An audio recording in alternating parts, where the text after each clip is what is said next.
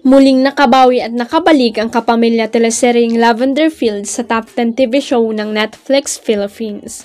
Nawala kasi sa top 10 TV show list ang nasabing teleserye na pinagbibidaan ni Judy Santa Maria, Janine Gutierrez at Jericho Rosales at Julina Magdangal mula na una itong lumabas sa nasabing streaming platform noong August 30 last year.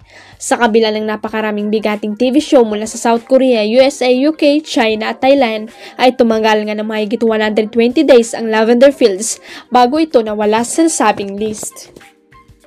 Nagsaya naman ang mga fans nang makabalik agad ito at isang araw nga lang itong nawala sa top 10 list na patunay na patok pa rin sa ang mga viewers ang bardagulan ni Judy at Janine sa serye.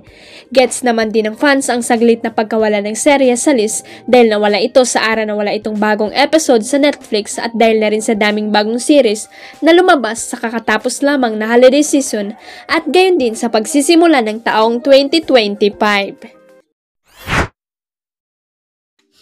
Ilang oras matapos ipabati ni Barbie Fortesa na tapos na ang 7 taong relasyon nila ni Jack Roberto, agad namang humirit ang Barda fans na huwag idamay si David Licauco. Sa X or dating Twitter, agad nagtrending ang Barda kasunod ng balitang wala ng Jack P. May ilang netizen kasi na nagsabing mag-aabang na rin sila ng screenshot para malaman kung merong cheating issue sa Jack B. Meron naman nagsabing baka raw may third party lalo't na una raw nagka-break si David at ang non-showbiz girlfriend nito. Kakaiwalay lang din nung collab team recently sa jowa niya. Something's fishy, but I hope hindi true. We'll wait for screenshot.